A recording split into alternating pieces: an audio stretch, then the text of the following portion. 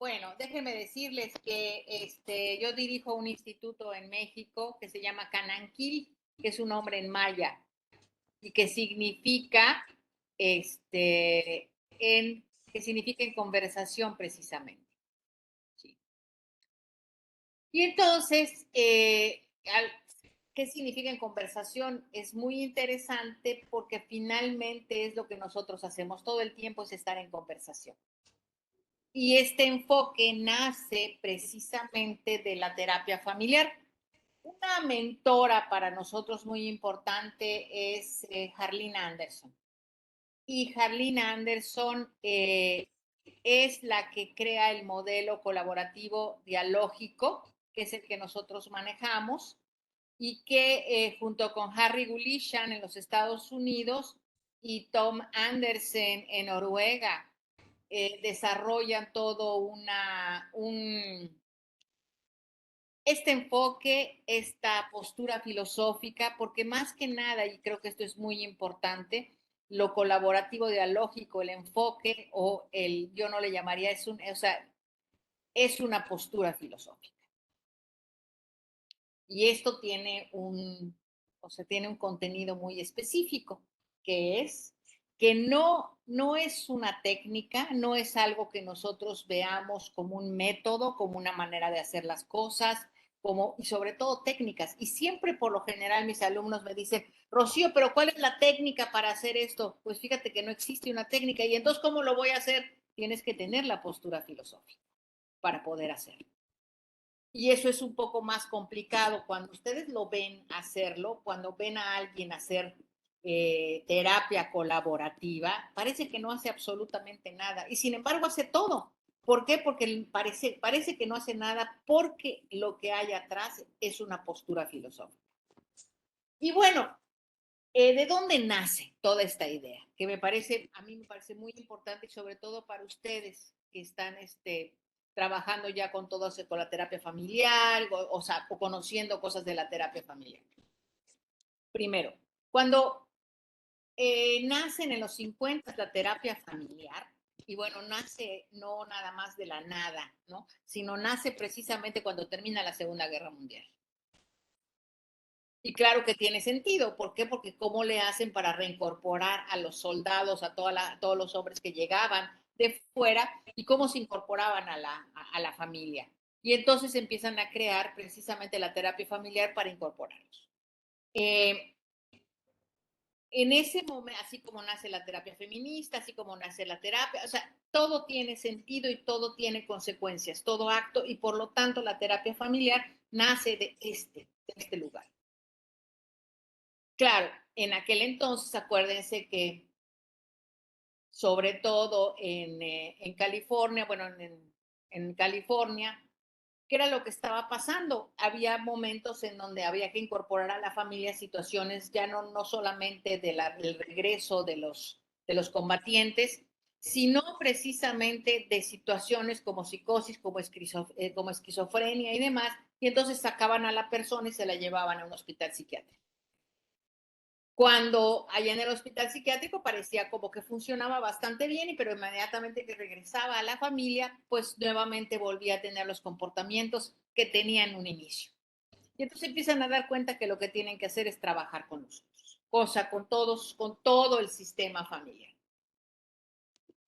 Carlin Anderson, Harry Gulishan y otros estudian para terapeutas familiares, etcétera, y de ahí empiezan a cuestionarse esto de la terapia familiar, empiezan a cuestionarse lo de Milán, empiezan a cuestionarse todo eso. De hecho, Tom Andersen, en un momento dado, cuando vio el equipo de Milán, cuestiona algunas cosas y entonces crea el equipo reflexivo noruego, que es a lo que nosotros le llamamos el día de hoy equipo reflexivo.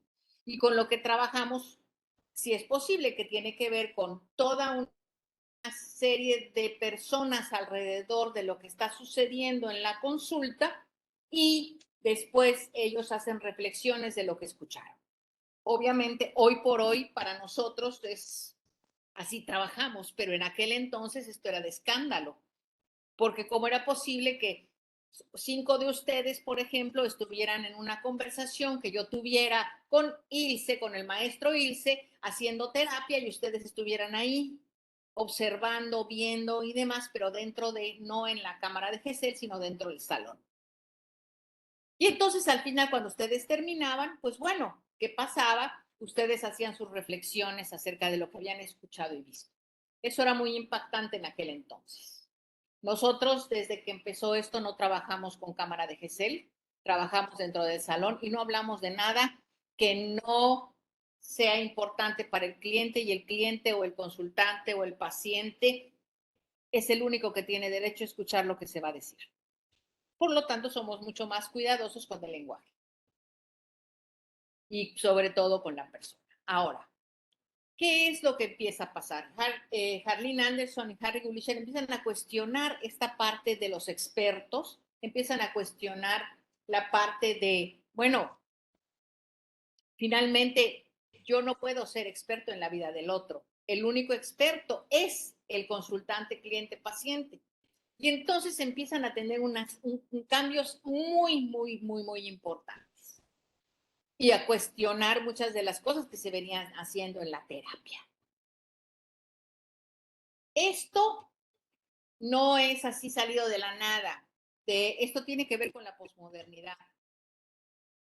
Y yo creo que un ejemplo que más o menos me gusta mucho utilizar es la física ha cambiado de la física newtoniana a la física einsteiniana y a la física cuántica. Y muchas de las cosas que tiene el enfoque colaborativo, dialógico, están mucho más cerca de la física cuántica que de las otras físicas. ¿Por qué? Porque es un cambio de paradigma del romanticismo a la modernidad y a la posmodernidad. Y la modernidad, ¿qué es? Es una crítica al romanticismo. ¿Y qué es la posmodernidad? Una crítica a la modernidad. ¿Okay? Entonces, metemos a esta parte lo dialógico y lo colaborativo. Y entonces, ¿qué es? La gran sombrilla que cubre todo esto es la posmodernidad. Y estamos hablando de, ¿sí? Un paradigma. Un paradigma en donde se cuestiona la objetividad, se cuestiona la ciencia, se cuestiona la certidumbre, se cuestiona la verdad, se cuestiona la neutralidad. Entonces, ¿de qué estamos hablando? Todas aquellas técnicas, la ciencia, como la metodología científica, el positivismo, queda totalmente cuestionable. Y no estoy hablando todavía de lo colaborativo, sino estoy hablando de la gran sombrilla que cubre. La primera gran sombrilla en la cual pueden empezar a desarrollar modelos terapéuticos con todos estos cuestionamientos. Entonces, la objetividad no existe, la neutralidad tampoco, la verdad atraviesa muchas dificultades, etcétera. Y la expertez científica del científico queda totalmente cuestionada. Y esto estamos hablando de la posmodernidad. Abajo de la posmodernidad queda la parte del construccionismo social. Y mañana que hablen con Joseph, seguramente Joseph les va a explicar la parte del constructivismo y socioconstruccionismo. Pero el socioconstruccionismo es la siguiente sombrilla que a partir de la posmodernidad se crea una forma de mirar, es una metateoría, el construccionismo social, donde nos permite precisamente aterrizar las ideas de la no objetividad, que no hay la verdad absoluta, sabemos y entendemos que construimos el mundo en el lenguaje, en la relación social a través del lenguaje. ¿Y qué significa eso? Significa que aquí es donde se construye el conocimiento, aquí. ¿Sí? No aquí y en la cabeza de uno de ustedes. No, se construye aquí. La realidad se construye en la relación social a través del lenguaje. Entonces se cuestiona totalmente que el conocimiento es construido en la mente, porque entonces aquí mi pregunta sería, ¿qué es la mente? ¿Dónde está la mente? Que me la presenten porque yo no la he visto. Entonces es una idea, como la esencia, como el yo, como todo esto es una idea, porque a mí o sea, díganme dónde está la esencia. Yo nunca la he visto, ni tampoco he visto la mente, ni tampoco, no, es una idea que tenemos y que hemos construido socialmente. Y de la misma manera hemos construido toda una serie de conceptos. Y voy a hacer un ejercicio con ustedes rapidísimo, que es algo que se usa, a ver, una palabra que por lo general usamos todos los días y a todas horas, amor. A ver, alguien de ustedes que me diga qué es amor. Brevísimo, ¿qué es amor? ¿Qué le surge? ¿Cómo? Ahora estoy diciendo qué le surge, lo primero que le surja. Afecto, dicen. Ok, ¿quién más? Compañerismo. Compañerismo, dicen. Ok, ¿qué más? Compañía. Ok, ¿qué más? Ideal. Ideal. ¿Qué más? ¿Cómo? Empatía. Empatía. ¿Qué más? ¿Qué más es el amor? Contención. Contención. Contención. Ok, si lo dejamos ahí, pero podríamos seguir con todo el mundo, ¿eh? Entonces, cuando yo le digo a mi pareja te amo, ¿qué le estoy diciendo? Todo eso. ¿Quién sabe?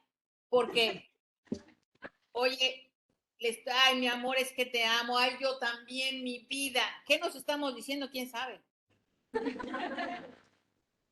Pero así es con todas las palabras, chicos y chicas. Así es.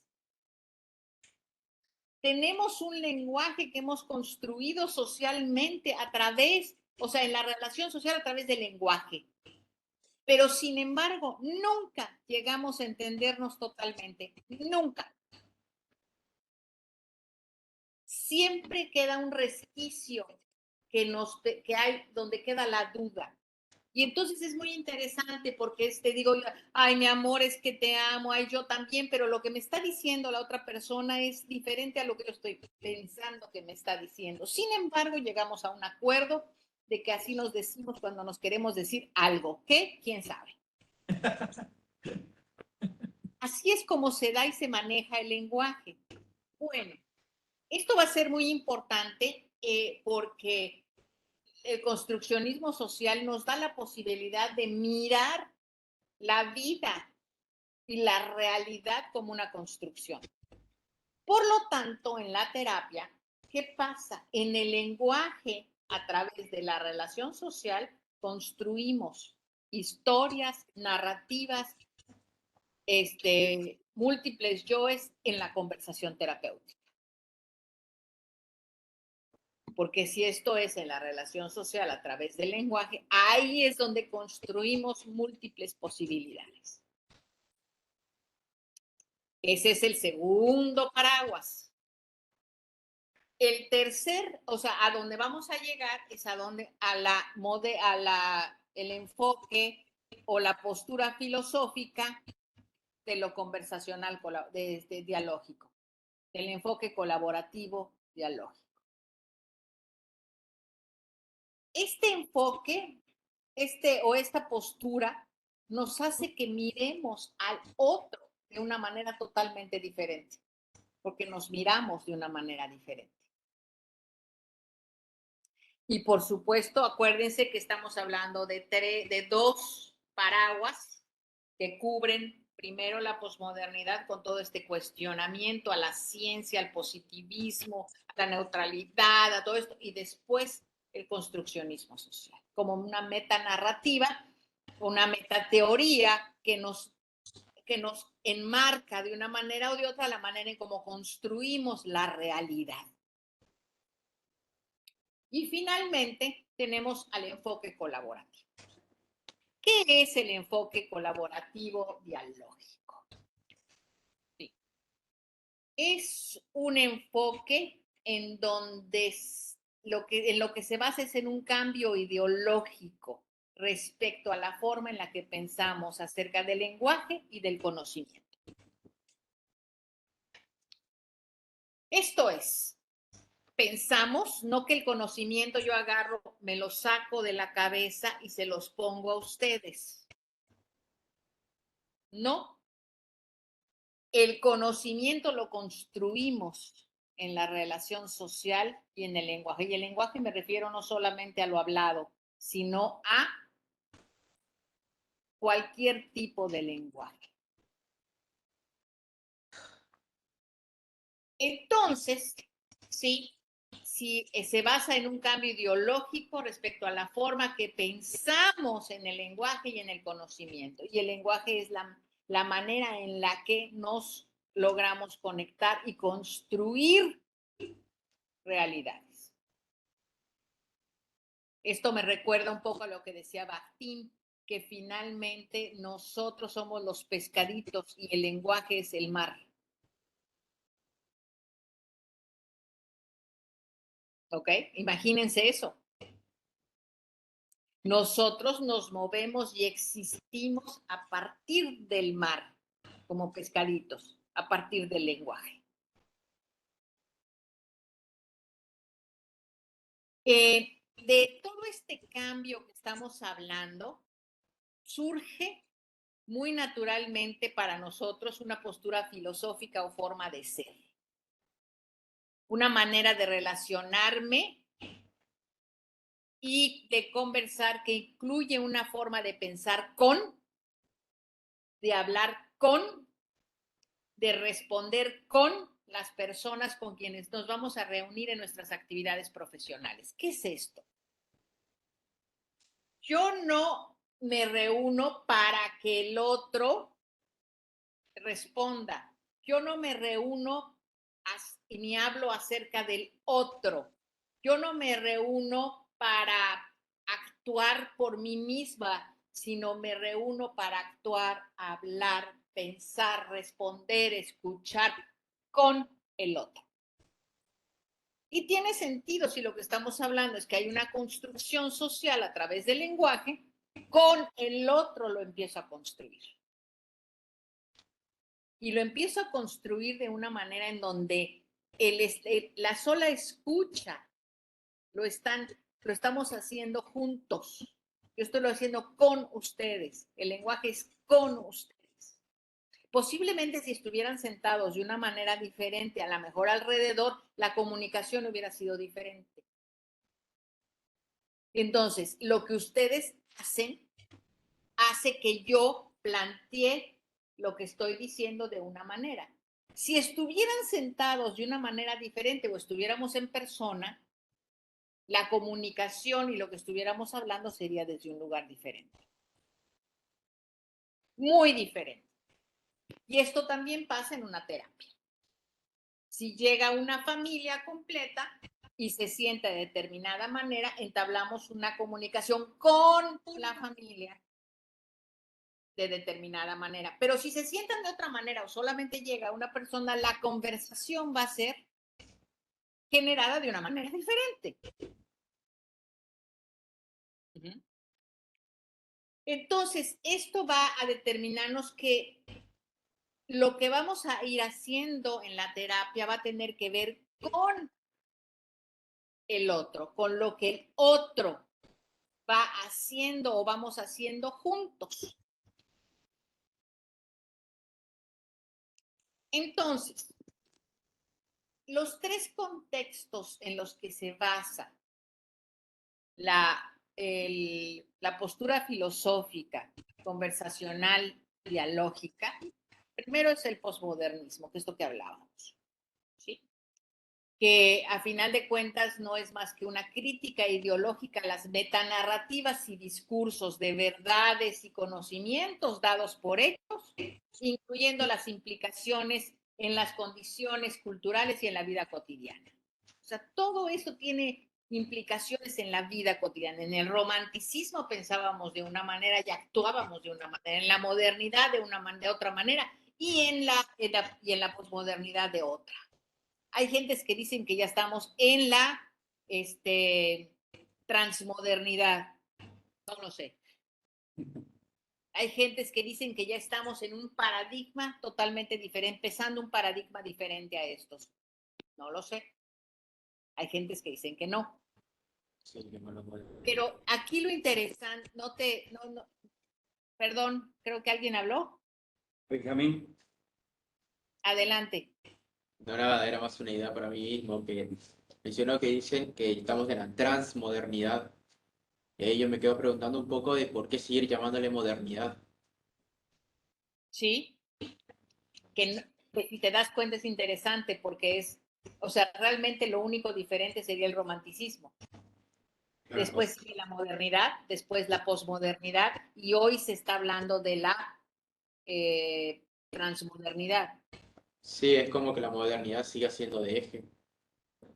Sí, claro, sí, pareciera que es todo o sea, así como la posmodernidad es una crítica a la modernidad, porque finalmente es el eje, la transmodernidad sigue haciendo referencia a la modernidad, exactamente, exactamente. Y es interesante porque es lo más fuerte, digamos, es un paradigma fuertísimo, porque ahí es donde está enclavada la ciencia. Y para nosotros, en la modernidad, la ciencia era fundamental. Y es lo que supuestamente dirigía y nos hablaba y nos mencionaba lo que era la vida. Si era científico era verdad, si no era científico no era verdad. Y aquí no. Aquí ya viene todo un cuestionamiento acerca de esto. ¿Okay? Entonces, claro, ¿por qué? la idea de certeza también, ¿no? ¿Cómo? La idea de certeza acompañada con la ciencia y con esto que veíamos en este momento, sobre todo con lo que pasamos con la pandemia y todo este bichito que nos sigue jodiendo, la incertidumbre como en realidad más cercana a la vida que la certeza, ¿no?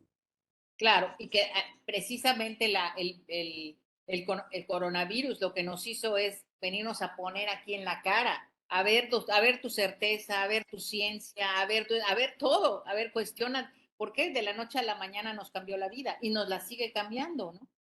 Entonces, ¿dónde está la certeza? Queda totalmente cuestionada. Y un mundo en donde cada vez hay mucha más información que no podemos abarcar jamás. Entonces, cada quien tiene conocimiento, hay conocimiento que compartimos, pero cada vez hay más y nunca alcanzamos a abarcar. Entonces, la realidad está construida desde lugares totalmente diferentes. A pesar de que estamos en un mundo globalizado de información, es tanta la información que hay lugares en donde la, la información es vista desde un determinado contexto, desde otro, y por lo tanto podemos ir construyendo cosas nuevas o el conocimiento a partir de que interactuamos en la narración de lo que está sucediendo. Y esto que por ahí también veíamos un poco, les comentaba desde Lyotard y desde Foucault, digamos, que en vez de los grandes relatos van a aparecer los idiolectos que van a ser explosión, digamos, como algo pequeño, pero que hay que reconocer, y las cuestiones locales también, que por ahí con el tema de la globalización es como que los que tenían grandes discursos y eran poderosos eran los que se le hacía caso, ¿no? Y esta posibilidad también de escuchar lo local, lo que tiene que ver con el sentido común, con el contexto común y también con los idiolectos, ¿no? Y además, para mí algo muy importante es, porque esto va a quedar aterrizado en la terapia también, ¿no? Es se le da mucho más sentido a lo que hablamos nosotros, dos personas en la terapia o tres o cuatro, las que sean en la terapia, y se crea un conocimiento local. Se crea una realidad local, porque lo que hablamos ustedes, o sea, ahorita estamos hablando Ilse, ustedes y yo, nadie va a saber que lo estuvimos hablando más que ustedes. Y ustedes, cada uno de ustedes se va a construir una idea de lo que hablamos. que es totalmente diferente y ahorita lo podemos ver. Benjamín, ¿podrías tú participar en este sentido y decirme qué es lo que, con qué te estás quedando en este momento? Referido a lo que venimos conversando y demás. Sí, alguna cosa que te haya llamado la atención. Y lo que me llama un poco la atención es por ahí ese tema de qué sería, con qué sería básicamente con las que las personas que organizan hoy en día, por esta cuestión de que, bueno, habla un poco de los grandes relatos, un poco de esto de los idiolectos. También como que, bueno, en Argentina, pero en general el mundo también está pasando, hay una situación de crisis, también hay también hay muchos cambios geopolíticos últimamente, así que es como que está esa pregunta de qué es lo que organiza a la gente, y también llega eso de que hay como ciertos grupos, si se quiere, o ciertas políticas que buscan como retornar un poco a los grandes relatos y todas esas cuestiones. Y es como que también cuando uno observa esos grupos, es como que también hay situaciones como que intentan volver, pero ya no sería lo mismo porque no son las mismas condiciones. Así es. Y luego también tenían las cuestiones más locales o de grupos más pequeños, así que es como una etapa muy de ebullición, yo creo. Como que uno no sabe si algo se va a imponer realmente. Ok. Entonces, efectivamente no sabes si algo se va a imponer. Entonces, muchas veces dejamos de privilegiar lo que privilegiábamos antes. ¿Por qué? Porque estamos construyendo cosas totalmente nuevas. Ahora, déjame irme a otro lado. ¿Alguna de ustedes o alguno de ustedes más, qué es lo que están pensando de lo que hemos estado hablando? Cositas, así nada más que me digan qué es.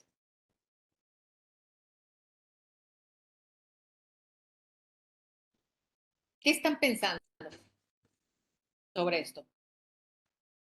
Dale, Sara, la que está cerca. Que la terapia siempre se construye con el otro. O sea, como que escucho y no me suena tanta novedad. Porque siempre es según quién está ahí y cómo está en ese día y cómo estamos nosotros. Entonces, las influencias son siempre múltiples y nunca se va a repetir de la misma manera el mismo instante. En eso estaba pensando yo. Y que estamos afectados por palabras que pesan. Entonces me estaba preguntando cómo se trabaja con el lenguaje por fuera del trabajar con. Ok, muchas gracias. ¿Alguien más? Uno más o una más. Yo, ay, no sé si se me escucha, ¿se me escucha? Sí, sí te escucho. Ah, Deciré tu nombre. bueno, mi nombre es Aymara, y yo estaba pensando con respecto a lo que dijo Benja recién con todo esto de la ebullición y el estado de crisis y no sé qué, que hay como, o sea, por lo menos lo que noto yo, como un intento de agarrarnos de alguna certidumbre, no importa cuál sea, como todo esto de que es como un pelote, que es crisis, que es evolución, justamente, como bien dijo Benja, en todos los ámbitos, por lo menos en los que estoy, es como que noto eso, como que hay una casi desesperación por agarrar algún tipo de certeza, algo a que aferrarse, digamos. Eso estaba pensando. Muchas gracias. Entonces, déjenme tomar estos tres ejemplos. A final de cuentas, como decía el nombre de quien habló la segunda vez, Aymara, ah, no, Sara. Sara. Sara, y acá era Mari, ¿no? Mari Carmen, Mari. Aymara. Aymara. ¿Cómo? Aymara. Aymara. Ok. ¿Qué pasa? A final de cuentas, yo estoy diciendo aparentemente lo mismo, ustedes están escuchando, y no es cierto. Como diría Maturana, yo digo lo que digo y tú oyes lo que oyes. ¿Por qué? Porque tiene que ver con sus contextos, con lo que están pensando, con lo que están viviendo, con todo esto, ¿no? Y a mí de repente me hizo pensar esto que decía Aymara, decía, a ver, sí estamos tratando de buscar algo que sea certeza, por eso estamos cayendo en nacionalismos y populismos de la manera como estamos cayendo, ¿no? Buscar alguna certeza, alguna cosa que nos obligue a pensar en que somos únicos o a buscar algo que sea muy concreto de dónde agarrarnos, ¿no? Y bueno, tiene implicaciones políticas y implicaciones sociales, etcétera, ¿no? Pero entonces, imagínense esto, bueno, saben ustedes que cuando estamos trabajando con una familia, obviamente todos los miembros de la familia tienen un discurso totalmente diferente. Y todos piensan de manera diferente y todos tienen soluciones de manera diferente. Entonces, simplemente lo que nosotros hacemos es generar un espacio para la conversación. Eso es todo lo que hacemos. No podemos plantearnos que vamos nosotros a dar una solución en el proceso de la terapia, sino generamos un espacio para que se dé la conversación. Ahí es donde nosotros entramos, no en como lo hubiera hecho Minucci, como lo hubiera hecho Madanés, como lo hubiera hecho Haley, generar una estructura, regresar a una estructura que es la correcta, ¿sí? Porque sería tanto como regresar a la modernidad. Y entonces plantear que hay estructuras, que hay formas, que hay esto que son las correctas. Y en este caso no es así, en este caso es cómo generamos el espacio conversacional para que se construyan realidades diferentes a través del lenguaje. Esto es lo que hacemos con la terapia. Otro contexto que es o premisa básica para poder hablar de la terapia colaborativa, pues obviamente es, aparte de la posmodernidad, es la construcción social, ¿sí? Que es una alternativa al individualismo, ¿sí? Que se enfoca en la construcción de la realidad en el lenguaje, a través de la relación social. Cuando habla de construcción social, ¿se refiere a Berger y Luhmann o a...? Sí, a ellos y a Kenneth Gergen. Acá no diferenciamos construcción de construccionismo o... Sí, mañana en todo caso vamos a ver más específicamente, vamos a retomar esto. Ah, bueno. Sí, Pero, pero a ver, sí, la construcción social, o sea, son dos espacios que crecen al mismo tiempo esta idea. Luhmann y Berman, y por el otro lado Kenneth Gergen. Y el grupo de los Estados Unidos, que habla sobre la construcción social, y por el otro lado en América Latina. ¿Ok? Dale, gracias. Al contrario. Gracias por la pregunta. eh, hay dos cositas acá que yo quiero retomar. Preguntaba Carolina, digamos, es como, tiene una influencia lacaniana este abordaje. Eso por un lado. Y después, bueno, preguntaba Rocío sobre la demanda. O sea, viste que vos ya sabés que nosotros venimos de una escuela psicoanalítica.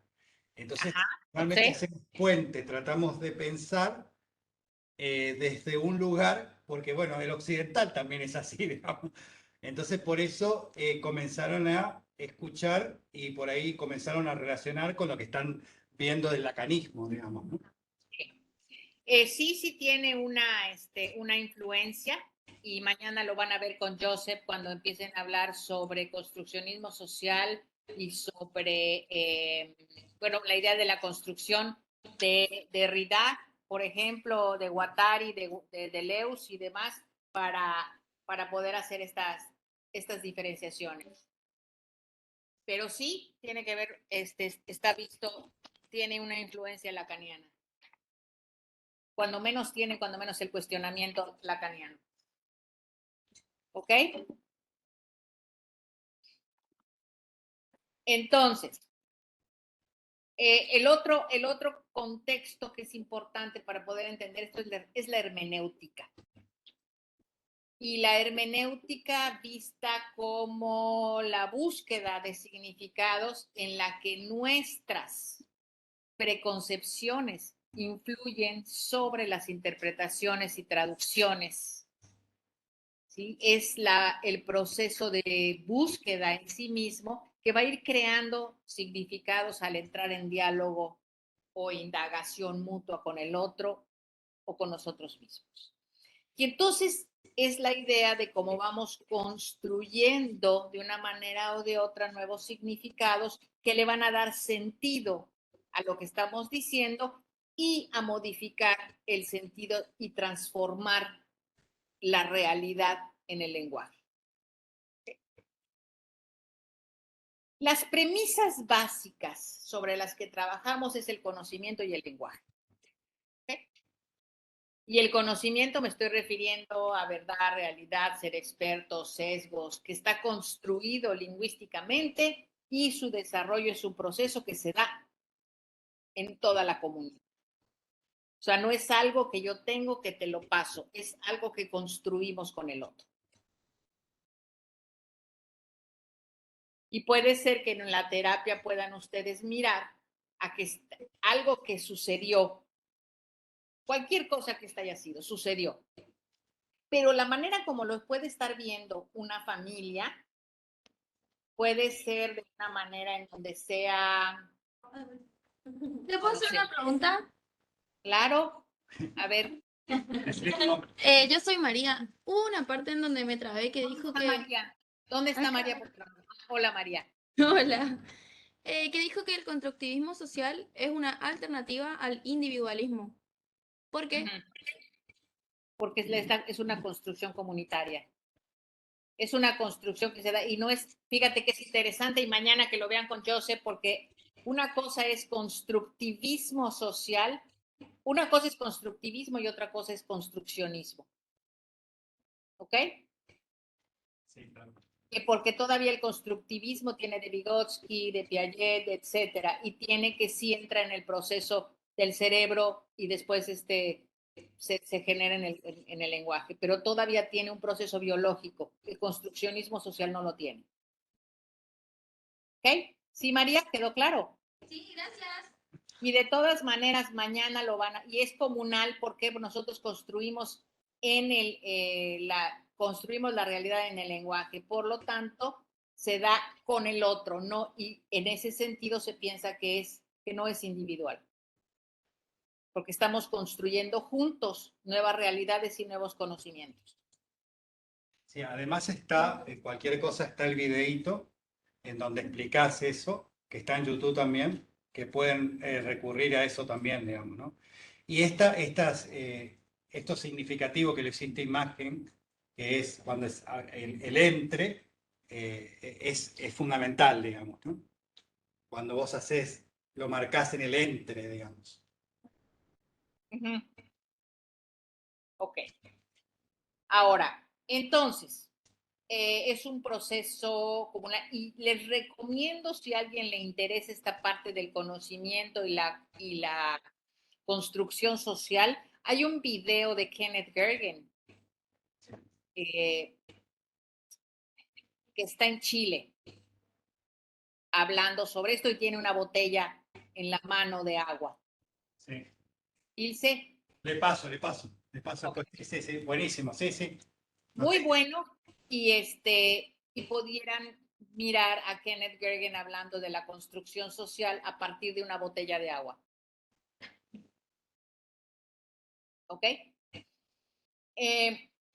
Y gracias, María, por esta pregunta. Me parece importantísima porque siempre se piensa que estamos entrando, que la construcción social, en lugar de ser algo comunitario, en lugar de ser algo comunal, es individualista. Y no, porque lo que está precisamente planteando es cómo construimos juntos con el otro nuevo conocimiento. Y no lo puedes construir por ti misma, porque incluso las voces que tenemos en el interior, o sea, las voces con las cuales conversamos nosotros mismos vienen de algún lugar que escuchamos, algún lugar que vimos, algún lugar, entonces en ese sentido también sigue siendo comunal. Gracias. Y por el otro lado, la otra premisa básica pues es el lenguaje, ¿no? Y puede ser verbal, no verbal, la comunicación, la expresión, cualquiera que sea, y es el vehículo primordial a través del cual vamos construyendo, describiendo y le damos sentido a nuestro mundo y obtiene significados en el uso. Entonces, y les voy a dar un ejemplo. Cananquil, como les decía, es una palabra en maya que quiere decir en conversación, pero es una palabra polisémica. Por lo tanto, puede tener muchos significados. Sin embargo, los alumnos de las maestrías lo que hacen es que dicen, oye, vamos a cananquilear, ¿no? Se dicen entre ellos, vamos a cananquilear. O sea, están construyendo una palabra a partir del significado que le están dando. ¿Y qué significa vamos a cananquilear? Vamos a conversar como conversamos en la clase, a reflexionar, a esto, entonces, pero tiene un significado que solamente ellos saben. Porque ustedes, por más que les diga, bueno, cananquilear significa vamos a juntarnos para hablar de la manera que hablamos en la maestría, no lo saben ustedes. Pero cuando ellos se comunican entre ellos, dicen, oye, te vi cananquileando el otro día. Oye, hiciste una sesión donde estabas cananquileando. Entonces, ahí es donde le va dando significado a las cosas. Y por el otro lado, lo que dice Wittgenstein, ¿no? El límite de mi mundo es el límite de mi lenguaje. El límite de mi mundo es el límite de mi lenguaje. Entonces, ¿cómo podemos, o sea, qué lenguaje tenemos? Porque este es el mundo en el que vivimos. O sea, muchas veces estás en terapia y escuchas a la persona con la que estás conversando y resulta que esta persona en el lenguaje o las palabras que está usando, la manera como las está usando, te está mostrando su mundo. Pero de repente tú le dices, oye, pero esto no habías pensado en esto. Ay, eso yo no lo conocía. Pues bueno, ¿y qué pasaría si pasara esto? En ese momento estás tú invitando a la otra persona a conversar contigo de algo que puede ser nuevo y le va a empezar a dar sentido en su vida y en su contexto. ¿Okay? Como cuando las personas se pelean y en la pelea están diciendo lo mismo en palabras distintas. O sea, Ejemplo. Y puede ser algo muy interesante que en un momento dado no solamente se están peleando utilizando palabras distintas, sino si tú introduces una nueva palabra a eso, muy probablemente puedan incluir conocimiento juntos y lo vean de manera diferente. Y esto les tengo una historia de una terapia mía de dos personas que tenían 30 años de casados. Imagínense nada más, estaban aquí en el consultorio y entonces la señora me dice, Rocío, venimos porque yo ya no aguanto que mi marido dice que se casó conmigo, imagínense, 30 años después se casó conmigo porque le convenía. Y entonces le dice el señor, pues sí, me casé contigo porque me conveniste. Y me dice, no me puedes decir que me amas. Pues te lo puedo decir que te amo, pero eso no tiene sentido. ¿Ok? Y entonces un pleito imagínense nada más después de 30 años de casados, qué absurdo. Pero bueno, y entonces empezamos a conversar y y le pregunto al señor, le digo, oiga, ¿y qué es lo que hizo o qué es eso de que te convino? Y entonces él agarra y dice, bueno, lo que pasa es que nosotros nos conocimos cuando estábamos muy chicos y mi papá siempre decía que me casara con la mujer que me conviniera, con nadie más, sino solamente con la mujer que me conviniera realmente. Y entonces y me dice, y entonces, pues ya tenía esta novia, ya era mi novia, mi esposa, y no sé qué tanto. Y entonces llegó un momento en donde el papá se estaba moviendo y le dijo, hijo, me gustaría verte casado con esta mujer porque esa es la que te conviene. ¿Okay? Y entonces los dos deciden casarse, alcanza el señor en silla de ruedas a la boda, etcétera, etcétera, y le da gracias a Dios porque se casó con la mujer que le convenía. ¿Ok? Y todo esto se sabe en la familia. Entonces,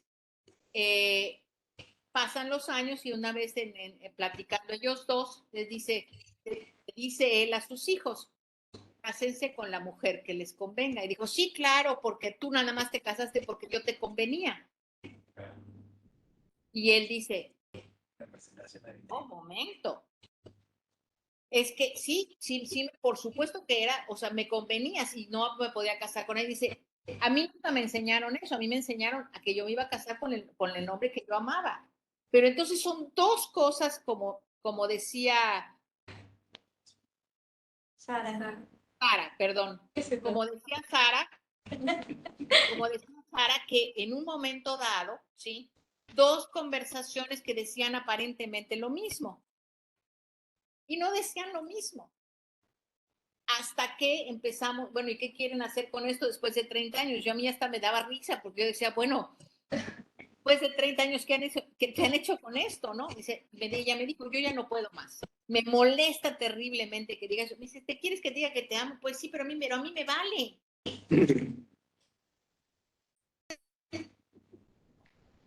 ¿Cómo se pues, juntos crearon una palabra que pudiera significar más o menos lo mismo. Y crearon la palabra, construyeron una palabra. Entonces, cuando se dicen de esa manera, solamente ellos lo entienden porque nadie más lo entiende. Pero es la construcción y entonces, ¿qué hay atrás de esa palabra? Atrás de esa palabra está esta historia de ellos. Si la abriéramos como si fuera una cápsula, veríamos esta historia en esa palabra. ¿Y cuál es la palabra? La compusieron entre los dos, entre conveniencia y amor. Con amor, o amor con, alguna cosa hicieron así. No me acuerdo exactamente cuál era la palabra, pero la partieron las dos palabras para que para los dos tuviera sentido. Decía. Ande. Muy Claro. Se quedaron con el nombre, con la palabra. A ver, pero déjame, porque era con mor o con, una cosa así, porque la partieron, dijeron, vamos a partirla y vamos a unirla. Entonces, cuando hablaban de eso, ellos sabían que hablaban de conveniencia y de amor, pero así para ella no era tan fuerte que dijera que se había casado con ella porque le convenía. La partida y la término el hambre. No te oigo, Benjamín. Nada, que es interesante que la solución sea para cada un sentido tan rústico de decirlo que lo partieron y lo ataron con alambre. Así es. Y qué absurdo. Si tú lo ves, es ahora. Quizá yo lo hubiera visto de una manera diferente, si yo fuera quien estuviera, yo lo hubiera resuelto de una manera diferente, pero para ellos esta fue la resolución de un conflicto en el lenguaje.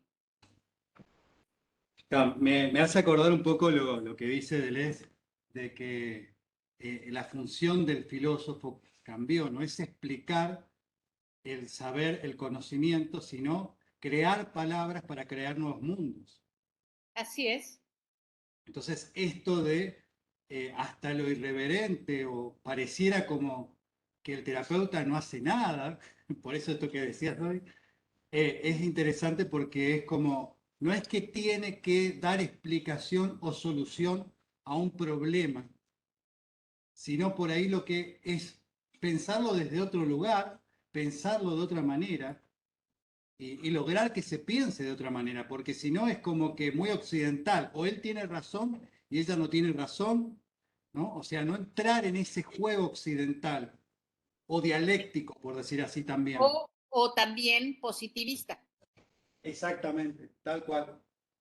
Que para más hay un corrimiento, ¿no? Y en esto también podemos después que vos nos expliques qué es lo que quieren decir con esto del no saber o del no conocer en la terapia colaborativa conversacional, digamos, ¿no? Pero hay un corrimiento, yo no estoy por explicar, no soy el experto, y no está dicho, está actuado, está representado ahí con tu manera de operar en esa práctica, ¿no?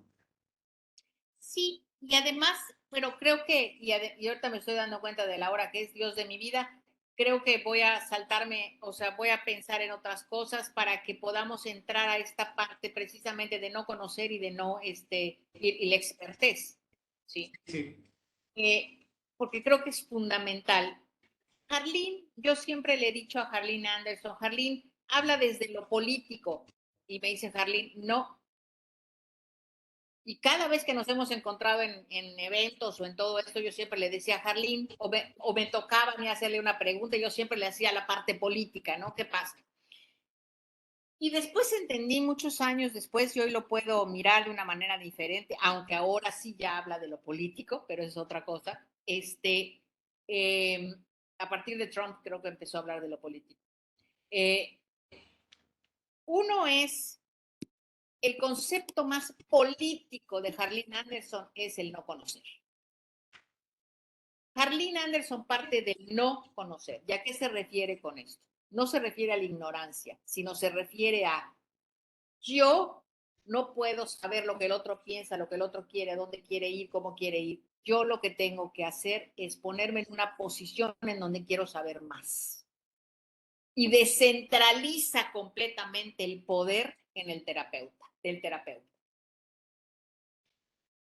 Porque si yo como terapeuta no sé lo que el otro quiere, a dónde quiere ir, cómo quiere ir, a dónde tiene que ir y cosas por el estilo, me pone en una posición de mayor horizontalidad. De la otra manera, yo sí tendría que saber a dónde tiene que ir el cliente, paciente, consultante. En cambio, en la terapia colaborativo-dialógica, no. Yo de lo único que voy a ser experta es en generar un espacio para la conversación. Esa es mi expertez. ¿Te puedo preguntar algo? Por supuesto. Calla. Con el tema de la conversación, por ejemplo, hoy pregunté si usted trabaja con demandas, no sé cómo se le dice en la terapia, el sinónimo de demanda. ¿Cuál es la demanda, Ilse?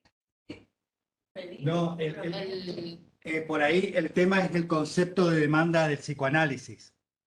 igual, Ah. por ejemplo, como que O quiero sea, lo que pregunta es si también se trabaja con esta idea del concepto de demanda del psicoanálisis.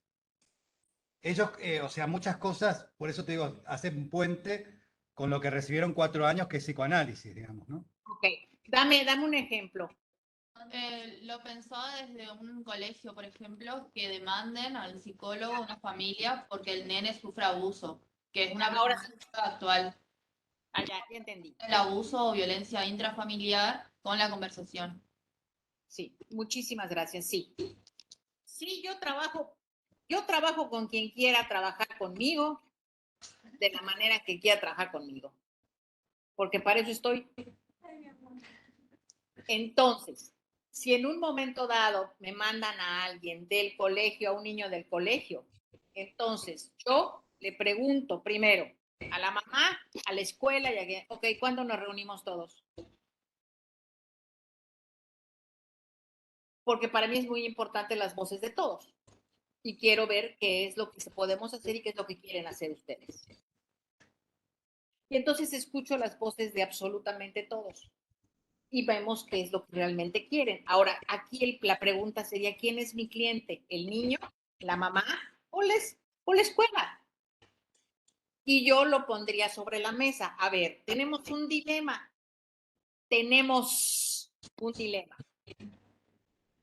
¿Con quién voy a trabajar o con quién ustedes quieren que yo trabaje? ¿Con el niño, con la mamá o con la escuela? ¿O trabajamos todos juntos? Pero los que tienen que decidirlo son ustedes, no yo. Si ellos me dicen, no, bueno, es que es muy importante que trabajes con el niño, muy bien, muchas gracias, que les vaya bien y las invito a salir, porque voy a trabajar con el niño, ¿ok? Y le preguntaría yo al niño, a ver, ya escuchaste lo que quiere la escuela, ya escuchaste lo que quiere tu mamá. ¿Tú qué quieres y cómo podemos trabajar lo que están pidiendo y tú qué necesitas? Porque lo que quiero hacer es trabajar con el otro, no en función del otro o acerca del otro. Uh-huh. Y lo voy a poner con otro ejercicio, no con un ejercicio, con otra historia. En algún momento estuve dando supervisión en el hospital psiquiátrico. Y entonces, para ser congruente con lo que yo hago y donde yo no soy la experta, donde mi expertez solamente es generar la conversación y lo que me quiero saber es más. Bueno, pues, había estaba estaban los alumnos ahí, el psiquiatra, todo el mundo. Entonces yo tenía una conversación con ellos. Y entonces, cuando al final te piden que hagas un reporte. Lo que yo hacía era, le hablaba con los clientes y yo les decía, a ver, yo tengo que hacer un reporte sobre ustedes y tengo que llenar este formulario. Vamos a llenarlo juntos. ¿Y qué quieren que ponga? ¿Cómo le hacemos con esto? ¿Por qué? Porque lo que yo ponga aquí les va a afectar el resto de su vida. Y entonces lo hablábamos, lo conversábamos, ¿por qué? Porque finalmente yo después me voy, adiós, pero este reporte les va a afectar el resto de su vida. ¿Quién soy yo para hacer una cosa así? A menos que me considere la experta. Y si me considero la experta, entonces yo sí sé lo que tiene esa familia, yo sí sé lo que tiene que hacer, yo sí sé cómo se debe comportar. Si a veces ni yo me entiendo. O sea, esa es la parte en donde creo que hay todo un cambio. La relación, o sea, la postura del terapeuta cambia totalmente. La postura del terapeuta tiene que partir del no conocer. Ahora, a quien le guste el poder, olviden este enfoque. No hay. A quien le guste tener el poder en la sesión, olvídenlo, es cultura general lo que estamos oyendo. Porque aquí no tienes el poder. Y menos de decirle lo que tiene que hacer, lo que tiene que tomar, lo que tiene. No, sino es cómo conversamos acerca de todas las posibilidades y además partiendo de una ética relacional. Una ética en donde tenemos que hablar cómo hablamos acerca de esto. Y como les decía, ¿no? A ver, lo que yo le ponga aquí a esta familia o que le va a impactar toda su vida, cuando menos tiene derecho a saberlo. Cuando menos tiene derecho a saber lo que se va a poner, cómo le va a impactar, qué es lo que va a pasar, qué es lo que va a esto, ¿no? Bueno, cuando menos a mí me gustaría saberlo. Claro, pero yo como yo soy la terapeuta, entonces no importa, porque yo sí sé, y entonces el cliente, paciente, consultante, ¿qué? ¿Es alguien menos? ¿Es alguien que no debe saber porque no entiende? Perdón, pero su vida es su vida. Y yo soy experta en generar espacios conversacionales, pero el único experto en su vida es el cliente, paciente, consultante. No hay más. No hay más. Entonces, ese respeto hacia el paciente, ¿sí? Consultante, cliente, demás, lo como quieran llamarle, es para nosotros fundamental. Hay un respeto absoluto por la persona con la cual estamos conversando. Porque somos dos personas que nos estamos conectando y estamos conversando la una con la otra. Y puede ser una familia, pueden ser los estudiantes, puede ser quien sea. La manera en la que dialogamos, la manera en la que conversamos, la estamos haciendo juntos. No yo. Por eso, Rocío, esto de que lo que vos remarcaste y es fundamental, me parece, ¿por qué no se habla de una teoría o de una técnica, sino de una postura? ¿No?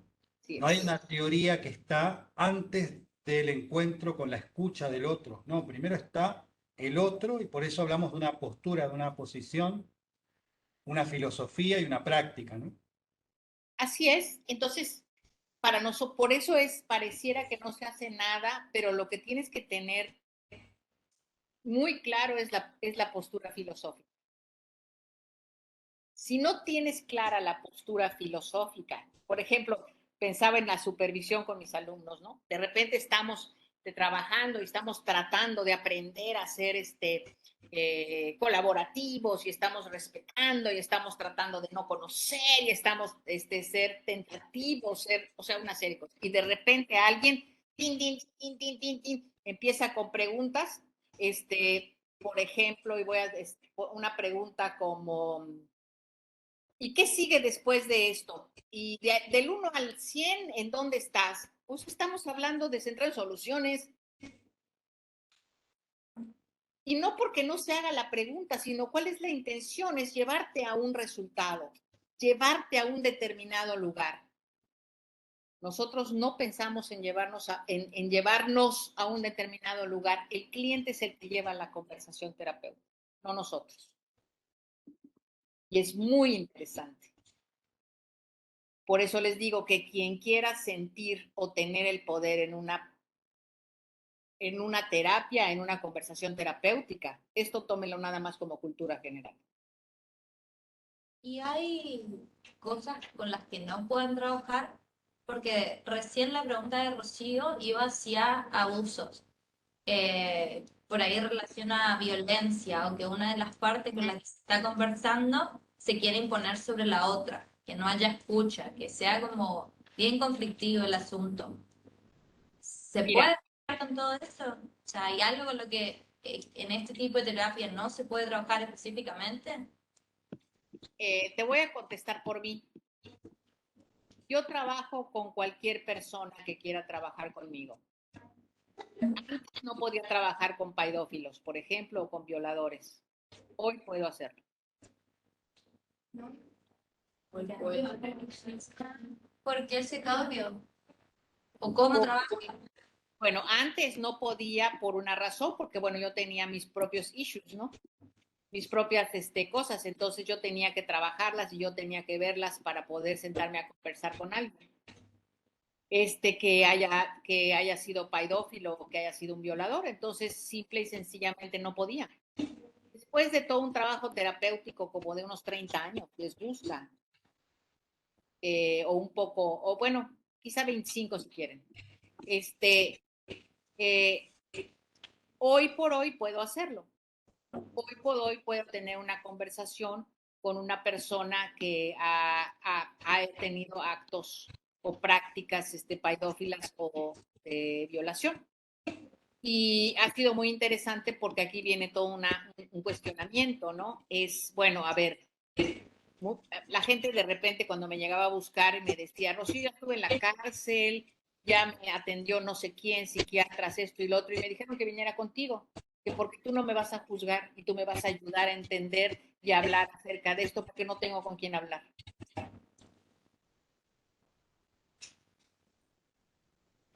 Y entonces aprendí a, uno, mirarlos, por ejemplo, que no solamente hacen el performance de la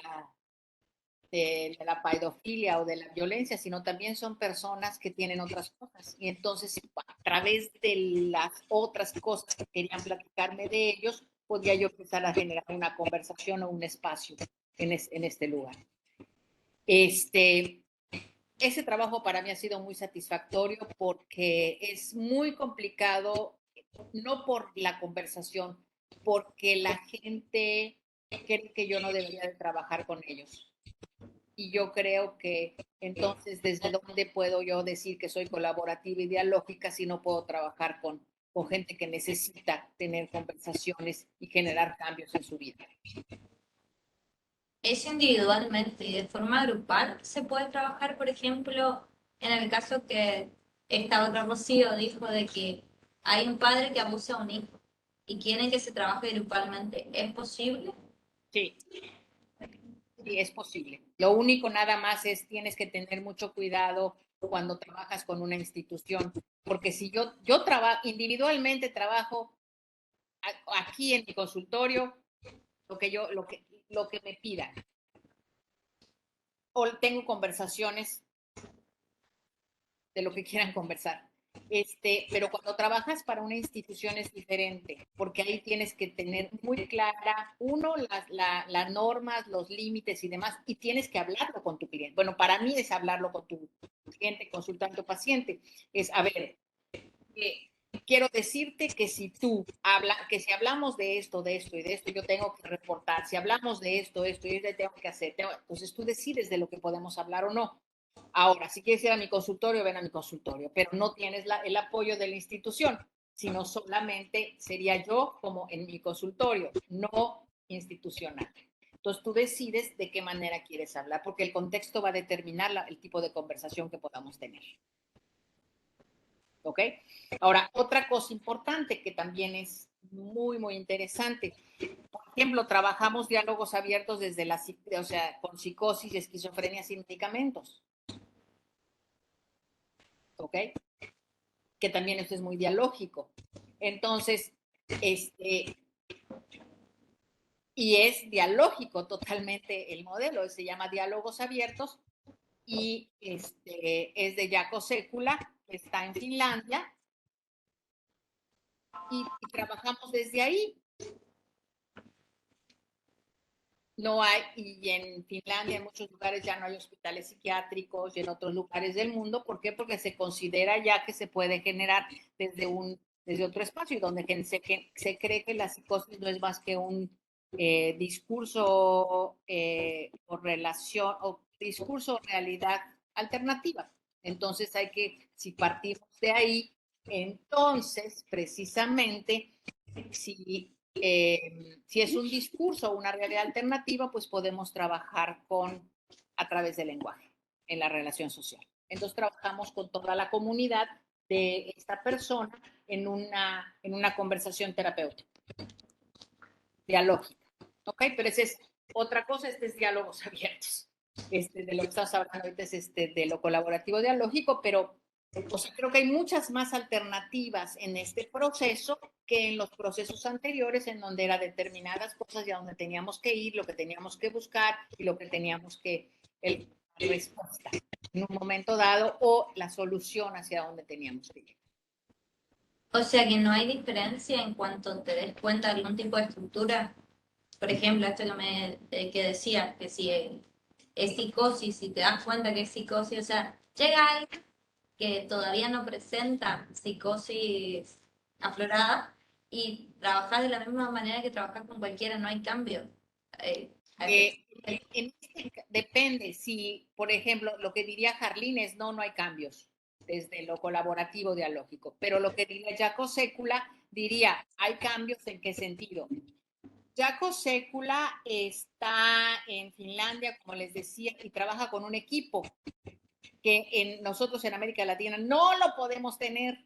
¿Por qué? Porque es un equipo donde hay un médico, una enfermera, un psicólogo, un psiquiatra y alguien más. Trabaja, creo que es, ¿mande? Trabajador social, ¿no? Trabajador social, perdón. Son 5 personas que están ahí. Ese es el equipo que conforma Diálogos Abiertos. Entonces, todos están pagados por el gobierno o por el gobierno en este caso. Entonces, si alguien de una comunidad o de alguien de alguna casa habla y dice, es que mi hijo se está comportando de una manera difícil, no sé qué, en ese momento se mueve todo el equipo a la casa o a la comunidad en donde están. Y ahí se trabaja directamente con la familia. Y entonces la persona que recibió la llamada continuamente está yendo a atender. Ahora, el resultado de diálogos abiertos es que el 80% de las personas que se atienden inmediatamente nunca más vuelven a tomar, no toman medicamento. El 20% toma medicamento, pero es muy poco y solamente neurolépticos. ¿Ok? Entonces el trabajo es muy, muy, muy interesante, sí, y todo tiene que ver con el diálogo. Y por otro lado, Rocío, podemos decir que como abordajes postestructuralistas, la estructura es una metáfora. Totalmente. Porque, que es un poco lo que dice Jaakko, ¿no? No vamos, en un brote psicótico, no vamos a crear algo que no existe, sino es algo que ya hemos vivido y que tenemos que crear una realidad alterna para poder soportarlo. Pero en este caso sí hay una verdad dada en tema de que estoy llevando de su realidad a la realidad del mundo, digamos. Su conocimiento va a ser No oigo, Ilse. Ese va a ser canal, acércate acá. Bueno, pero a ver qué hace con ese comentario, porque estamos con... Hola, mi nombre es Carolina.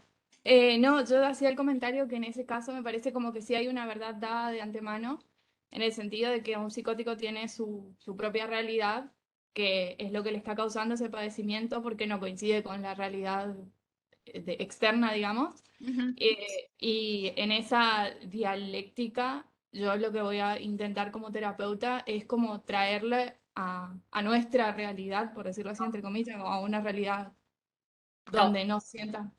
Eso es el psicoanálisis. No, entonces no entiendo, digamos, cómo puedo aliviar el padecimiento de ese paciente, por ejemplo, de un psicótico. Lo voy a decir rápidamente para poder terminar con lo otro, si no, no nos va a dar tiempo. No se trata de construir una realidad hacia donde tenga que irse o recomponer la estructura, entre comillas, porque eso no lo hacemos nosotros. Es cómo a través del diálogo entre sus papás, los médicos, porque no crean que se reúnen nada más los 5 médicos con el paciente identificado, no. sino es todos los 5 médicos con la familia, con los amigos, con quienes tengan que ser y estar ahí. Y se genera una conversación comunitaria de tal manera que se crea una red de atención al consultante, y no es que regrese a un diálogo como el que nosotros tenemos, sino es cómo se puede construir un diálogo con todos ellos en donde pueda ser comprensible lo que está sucediendo.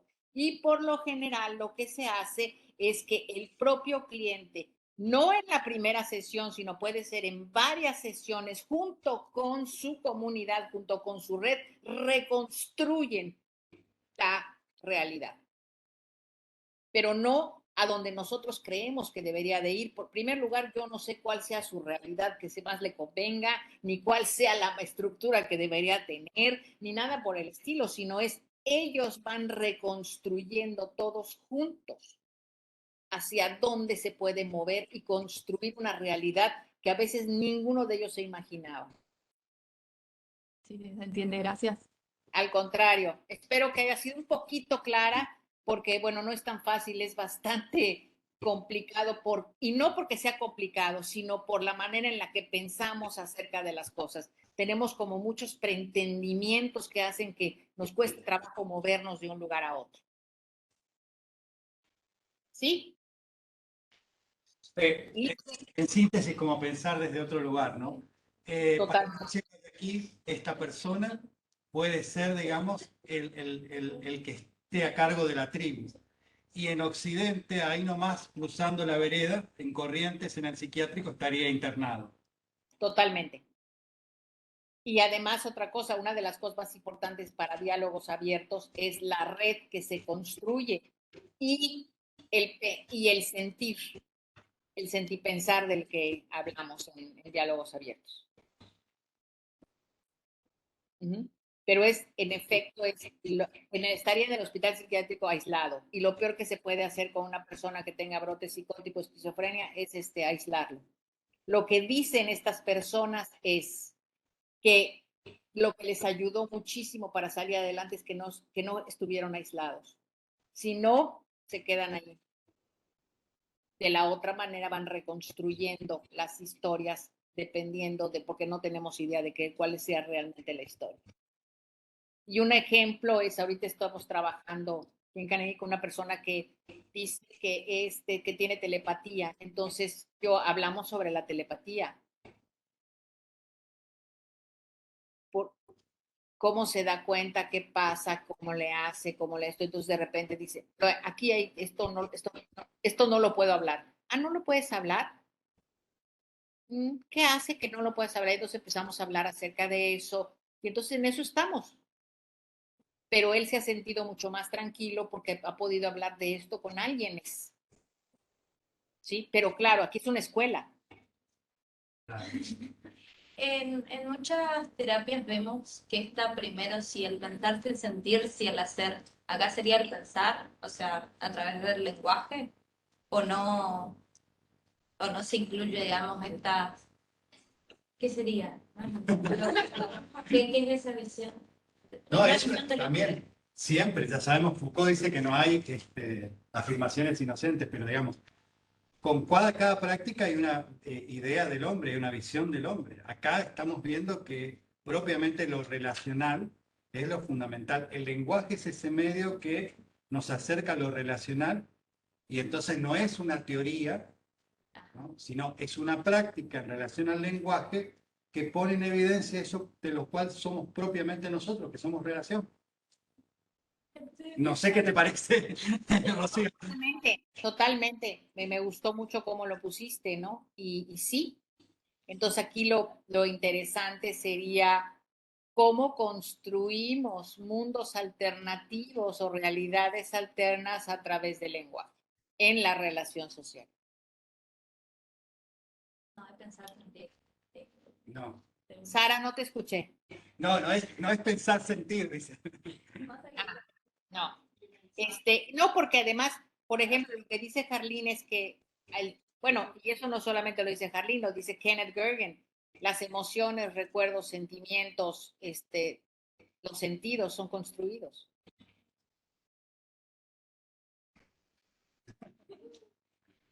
Una respiración. Sí, entonces es muy interesante porque y les puedo dar un ejemplo, yo no tengo olfato, ¿sí? Lo perdí cuando tenía 15 años. Lo que hubiera dicho, lo que dice mi psicoanalista hace muchos, pero muchos, muchos años que estuve en psicoanálisis, me diría, esto tiene que ver con una cuestión sexual que pudo haber pasado, toda la explicación, ¿no? Ok, muy bien. Y yo como he vivido así, pues no tengo olfato. Sí tengo gusto, pero no tengo olfato. Y ya me revisaron y nadie entiende nada, ni nadie sabe nada, ni nada. Ni mi psicoanalista pudo sacarme de ahí, nadie me puede sacar de ahí. Perfecto. Entonces he tenido que aprender a vivir con eso. Entonces, ¿qué pasa? La manera en como yo huelo, uno es alrededor en las mucosas, si me arde mucho, digo, ah, huele algo, pero no sé qué es.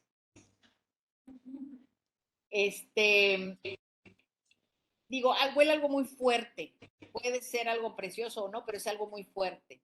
Entonces es la manera como yo estoy construyendo la manera de hablar acerca de mi olfato, porque no tengo otra. Me acuerdo de algunas cosas, de algunos olores cuando era yo niña, porque a los 15 años lo perdí, pero, pero nada más. Entonces, para comprarme un perfume lo pruebo,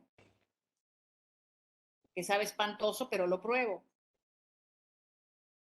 Entonces, a cuando tenemos la primera vez que nos tomamos una cerveza, ¿qué hacemos? Guácatelas. Y después estamos pras, ustedes en el caso del vino, ¿no? Pero entonces está construido el gusto, está construido el olfato, esto huele bien, esto no huele bien. La vista es construida, ¿por qué vemos esto y por qué no vemos esto otro? El asco es una construcción. ¿Mandé? El asco es una construcción también. Por supuesto, por supuesto. Entonces, todo esto porque incluso hay conceptos que supuestamente todos deberíamos de tener y son diferentes, ¿no? Hay un libro de Chatwin que menciona Kenneth Gergen en donde hay sensaciones y sentimientos que no conocemos los seres humanos. Bueno, no los seres humanos, sino nosotros como occidentales. Y entonces muestra que existe un sentimiento que nombran, una cosa así que tiene que ver más con la lealtad y que no sé qué, pero que nosotros no conocemos, pero que en algunas regiones de la Patagonia, no es de la Patagonia, de Oceanía, se conocen. Entonces, son sentimientos que nosotros no podemos reconocer porque no los tenemos construidos. Entonces, los recuerdos son construidos, las emociones son construidas, los sentidos son construidos, estos son construidos. Entonces, cómo podemos reconstruir en la conversación algunas ideas, algunos sentimientos, y en ese sentido, para mí, la terapia funciona. Si usted, o sea, no es que no conozca el psicoanálisis, porque estuve muchos años también en psicoanálisis, muchos años, porque no había otra terapia en aquel entonces. Cuando menos seguidos todos los martes a las 4 de la tarde estuve 10 años en psicoanálisis. Antes de que nos dejes, un agregadito más. La autenticidad y el diálogo interno, ¿qué sería? El diálogo interno tiene que ver con todo el tiempo tengo que estarme conectando conmigo misma de qué es lo que está sucediendo y qué es lo que estoy haciendo. Y sobre todo con la parte de cuál es la intención de lo que estoy diciendo. Porque todo tiene una intención.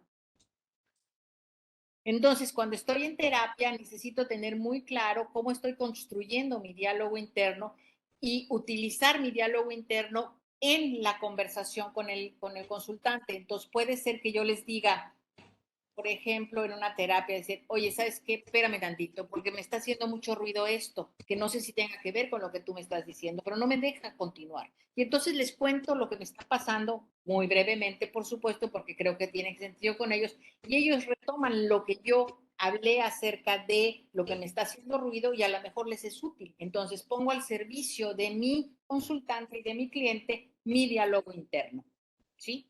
Que después lo convierto en diálogo externo. Y lo de la autenticidad tiene que ver con la genuinamente, si es eso, Ilse, Sí. Y que tiene que ver con que genera el otro. ¿Por qué? Porque estoy realmente construyendo con el otro, porque estoy darme cuenta que es mi socio conversacional, estamos modificándonos, estamos compartiendo y estamos construyéndonos. De la otra manera es yo que soy la experta, te doy, te point, a mí no me pasa nada, yo me mantengo así como en el, o sea, porque yo soy la experta. Aquí me pongo al servicio de y me doy cuenta que lo que diga mi cliente, consultante, paciente, me va a afectar y me va a impactar.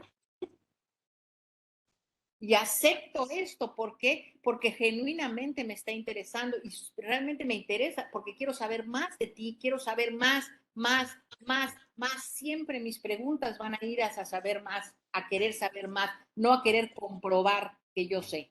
Entonces, porque a veces hacemos preguntas para, qué buena soy, me contestó lo que yo dije. No, lo que estamos haciendo es manipulando la conversación para que me diga lo que yo necesito o lo que yo quiero.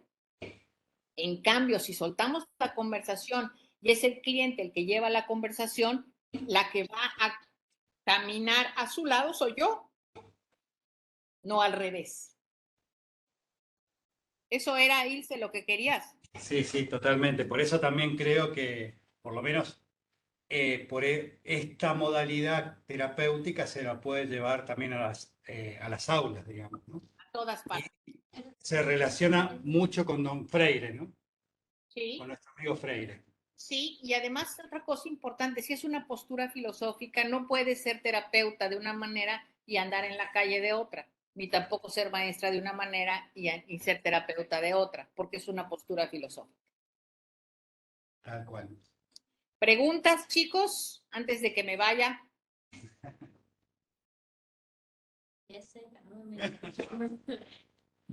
¿Preguntas? Sara, ¿qué dijiste?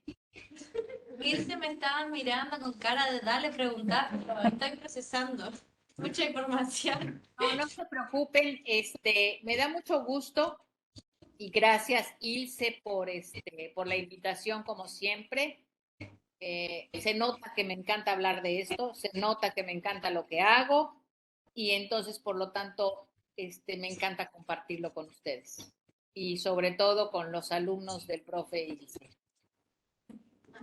Bueno, como siempre, agradecido por este momento, digamos, porque nos permitís compartir vida, ¿no?